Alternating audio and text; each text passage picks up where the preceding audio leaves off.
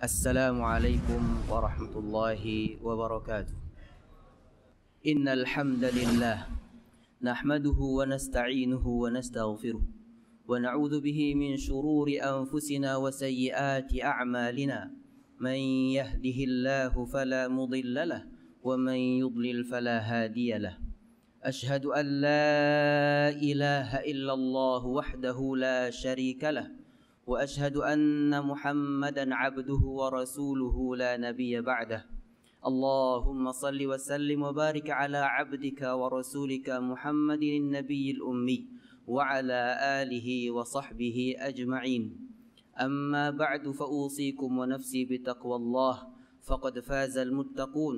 إذ قال الله تعالى في كتابه الكريم: أعوذ بالله من الشيطان الرجيم بسم الله الرحمن الرحيم. يا أيها الذين آمنوا اتقوا الله حق تقاته ولا تموتن إلا وأنتم مسلمون. وقال في آية أخرى: يا أيها الناس اتقوا ربكم الذي خلقكم من نفس واحدة وخلق منها زوجها وبث منهما رجالا كثيرا ونساء واتقوا الله الذي تساءلون به والأرحام إن الله كان عليكم رقيبا. Jamaah Jumat yang dimuliakan Allah Subhanahu wa taala. Sungguh nikmat Allah begitu luas tak terhingga untuk kita hitung. Maka di antara nikmat yang paling mulia yang Allah berikan kepada kita adalah nikmat iman. Nikmat iman ini Allah titipkan di dada kita. Allah titipkan dalam pemahaman kita. Allah titipkan dalam qalbu kita. Namun kemudian aplikasi atau yang output dari apa yang kita imani berupa perilaku, kata-kata, tindakan ataupun sikap, inilah yang Allah Subhanahu wa taala nilai. Allah Subhanahu wa taala kemudian menjadikan qalbu ini, uqul ini, sudur ini menjadi satu bagian yang Allah titipkan untuk dimohonkan perlindungan, dimohonkan agar sedikit pun tidak berubah dari iman atau akidah yang kita miliki. Maka setelah Allah Subhanahu wa taala merunut dari awal Al-Qur'an hingga muncul ayat surat terakhir dalam Al-Qur'an adalah Qul a'udzu birabbin nas, malikin nas, ilahin nas, min syarril waswasil khannas, alladzi yuwaswisu fi sudurin nas minal jinnati wan nas. Allah beritahukan bahwa begitu lemahnya tipu daya syaitan. Namun lemahnya tipu daya syaitan ini juga berbanding lurus ketika hati seorang insan ini jauh dari Allah. Maka dengan akan sangat mudahnya syaitan akan menipu daya manusia sehingga melupakan arah hidupnya, melupakan orientasi akhirat hidupnya. Maka disinilah manusia akan tersesat. Allah Subhanahu wa taala menitipkan bahwa lemahnya syaitan itu cukup dikalahkan dengan menguatkan iman kita lalu memohon perlindungan bergantung kepada Allah Subhanahu wa taala. Allah Subhanahu wa taala menyebutkan wa imma yanzaghannaka minasyaitani nazghun fasta'id billah. Ketika debat hati keinginan yang ada dalam diri seorang manusia antara melakukan taat kepada Allah atau maksiat kepada Allah, melakukan kebaikan atau keburukan, yanzaghannaka minasyaitani nazghun, di titik inilah Allah perintahkan fasta'id billah innahu huwas samiul alim. Mintalah perlindungan kepada Allah Subhanahu wa taala. Sesungguhnya apapun keraguan, kewaswasan yang kemudian mendorong kalian untuk melakukan maksiat kepada Allah, kerusakan di muka bumi, ketika Allah yang turun tangan untuk melindungi hambanya, maka syaitan pun mengakui innahu laisa alayya sultanun. Allah Subhanahu wa taala menyebutkan bahwa syaitan ini menyebutkan bahwa satu-satunya hamba yang tidak mampu dia sesatkan adalah ibadullah, hamba-hamba yang menghamba kepada Allah Subhanahu wa taala. Maka segala kerusakan, baik itu dalam ucapan, tindakan dan atau keputusan sekalipun, bahkan sampai terjadi peperangan antara manusia, antara satu negara dengan negara lain, seluruh kerusakan berawal dari yang namanya waswas.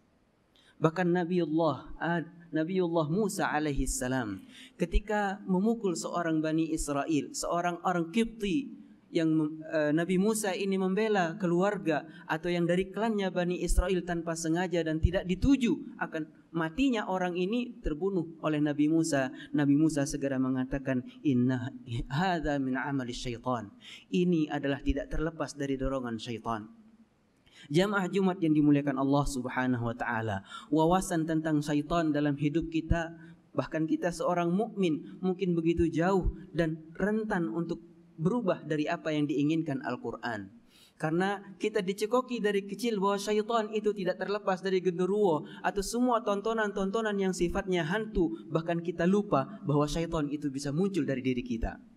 Bahkan di surat Al-An'am Allah Subhanahu wa taala menyebutkan, wa kadzalika ja'alna likulli nabiyyin aduwan syayatinal insi wal jin. Dan demikianlah kami jadikan untuk setiap para nabi, orang-orang yang taat, orang-orang yang mengajak kepada kebenaran, aduwan, mereka punya musuh. Siapa musuhnya? Syayatin, dari dua golongan, syayatinal ins wal jin. Allah Subhanahu wa taala kemudian memberitahukan di surat Qaf, walaqad khalaqnal insana wa na'lamu ma tuwaswisu bihi nafsuh. Kami ciptakan manusia, lalu kamilah yang paling tahu apa yang menyebabkan timbulnya waswas dalam dirinya, dalam kalbunya. Was-was yang selama ini kita fahami dalam bahasa Indonesia adalah keraguan. Ketika mau berangkat atau tidak kita ragu, kita sebut ini was-was. Maka was-was oleh para ulama tafsir ketika kita buka dalam kitab-kitab mereka akan menyebutkan haditsun nafs yulqihi syaitan fi qalbi abdin.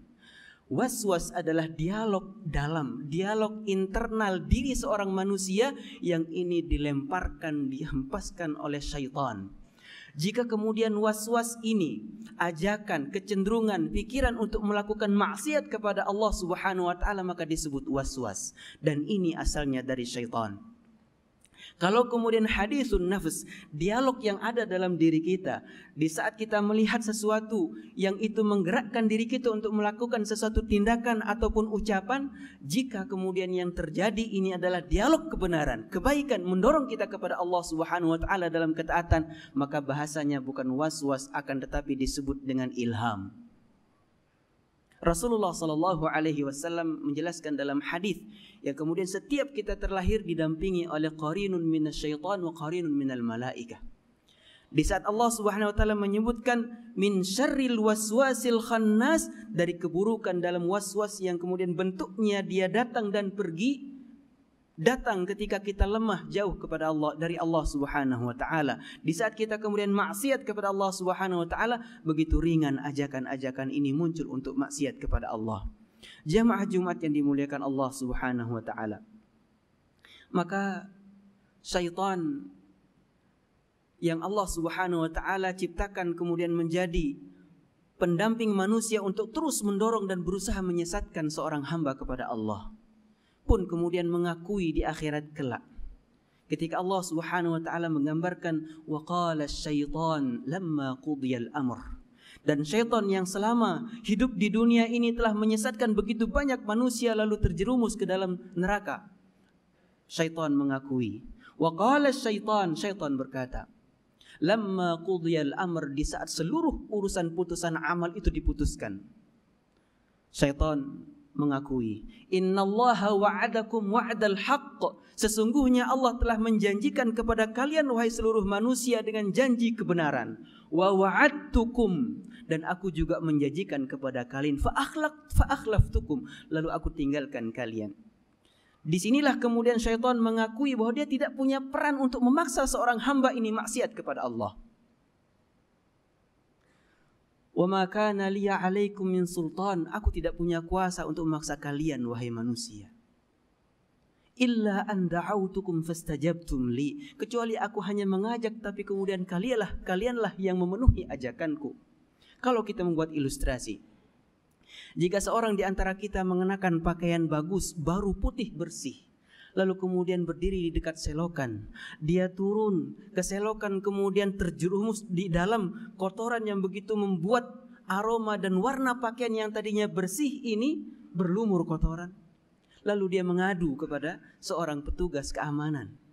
bahwa dia telah kotor karena masuk nyemplung ke got itu, maka yang dia datangi pun akan bertanya, apakah kamu dipaksa? Tidak.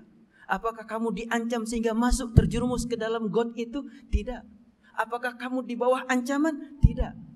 Hanya saja orang di sebelahnya itu mengatakan silahkan masuk ke got. Tidak memaksa, tidak mengancam. Maka inilah yang syaitan nanti di Al-Quran di akhirat itu kemudian mengatakan ma'akana alayya ma'akana alaikum min sultan. Saya tidak punya kuasa untuk memaksa kalian illa an da'autukum, hanya saja aku mengajakmu, fastajabtum li, kalianlah yang mengikuti ajakan itu. Ujung ayat ini, fala talumuni, maka kalian wahai para manusia jangan celah aku, walumu anfusakum, tapi celalah diri kalian yang lemah dengan ajakan begitu ringan kemudian terjerumus tanpa ada rasa keberatan. Jamaah Jumat yang dimuliakan Allah Subhanahu wa taala. Waswasah awalnya adalah bisikan yang menimbulkan keinginan, yang menimbulkan ketertarikan. Ketertarikan ini kemudian mendorong kita untuk melakukan tindakan. Tindakan inilah yang kemudian berlepas diri syaitan dari ajakan tadi, maka kitalah yang punya peran untuk melakukan keburukan-keburukan itu. Maka tidak satupun manusia bisa selamat terhindar dari waswas. Kemudian untuk terhindar dari waswas ini, Allah Subhanahu wa taala menginginkan seorang hamba itu untuk betul-betul menguatkan keyakinan, kepasrahan, ketawakalannya kepada Allah Subhanahu wa taala dengan 3 pengantar. Qul a'udzu birabbin nas, rabbun nas. Yang kedua, malikin nas, ilahin nas. Karena tidak ada yang mampu menghindarkan, menjauhkan manusia dari waswas yang buruk kecuali Allah Subhanahu wa taala. Aqulu qawli hadza fastaghfirullahal azim li wa lakum wa lisairil mu'minina min kulli dhanb istaghfiruhu innahu huwal ghafurur rahim. Alhamdulillahi rabbil alamin hamdan yuwafi ni'amahu wa yukafi'u mazidah. Ya Rabbana lakal hamdu kama yanbaghi li jalali wajhikal karim wa 'azim sultanik. Allahumma salli wa sallim wa barik ala abdika wa rasulika Muhammadin nabiyil ummi wa ala alihi wa sahbihi ajma'in wa ba'd. Jamaah Jumat yang dimuliakan Allah Subhanahu wa taala, tidak ada satu kerusakan kecuali berawal dari waswas. Bahkan keburukan sekecil apapun, maka tidak ada manusia yang tidak menyadari apa yang dia lakukan kecuali dalam keadaan terpaksa dan atau tidak sadar. Maka inilah yang disebut dengan manatut taklif. Inilah yang disebut dengan kesadaran. Sebagian ilmuwan menyebutnya keinsafan. Dalam bahasa Inggris mereka menyebutnya consciousness. Di saat kesadaran ini kita lakukan satu kesadaran yang mendorong kita untuk melakukan perbuatan, ucapan, maka inilah yang ditunggu oleh Allah Subhanahu wa taala sebagai amanah. Apakah kita gunakan untuk taat kepada Allah atau kemudian maksiat kepada Allah?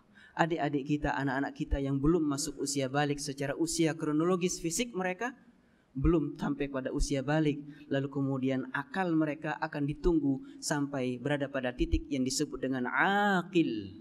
Akal, dan akal itu adalah kesadaran. Kita sadar melakukan satu perbuatan maksiat atau kita sadar dengan sepenuh hati melakukan taat kepada Allah Subhanahu wa taala. Maka seluruh tuntunan ini datang dari Rasulullah sallallahu alaihi wasallam melalui para sahabat, tabi'in, tabi'it tabi'in, maka merekalah yang paling berhak untuk kita muliakan, untuk kita tiru, untuk kita jadikan qudwah. Maka Allah Subhanahu wa taala untuk memuliakan hambanya termulia Rasulullah sallallahu alaihi wasallam mengawali satu amalan, innallaha wa malaikatahu yusalluna 'alan nabi ya ayyuhalladzina amanu sallu 'alaihi wa sallimu taslima. اللهم صل على محمد وعلى آل محمد كما صليت على إبراهيم وعلى آل إبراهيم إنك حميد مجيد. اللهم بارك على محمد وعلى آل محمد كما باركت على إبراهيم وعلى آل إبراهيم إنك حميد مجيد. اللهم اغفر لنا وللمسلمين، اللهم اغفر المؤمنين والمؤمنات الأحياء منهم والأموات. اللهم أعز الإسلام والمسلمين، اللهم أعز الإسلام والمسلمين، اللهم أعز الإسلام والمسلمين وأهلك الكفرة أعداءك أعداء الدين. اللهم لا تولي علينا بذنوبنا من لا يخافك ولا يرحمنا. اللهم اغفر لنا ذنوبنا ولوالدينا وارحمهم كما ربونا صغارا. اللهم اغفر لنا ولإخواننا الذين سبقونا بالإيمان ولا تجعل في قلوبنا غلا للذين آمنوا ربنا إنك رؤوف رحيم. اللهم من أراد سوءا بأمة نبيك في هذا البلد أو في بلاد المؤمنين فرد كيدهم عليهم يا رب العالمين. اللهم أرنا فيهم قدرتك. اللهم أرنا فيهم عجائب قدرتك. اللهم زلزم أعداء الإسلام. اللهم شتت شملهم. اللهم بدد صفوفهم. لا إله إلا أنت سبحانك إنا كنا من الظالمين. حسبنا الله ونعم الوكيل، نعم المولى ونعم النصير. سبحان ربك رب العزة عما يصفون وسلام على المرسلين والحمد لله رب العالمين.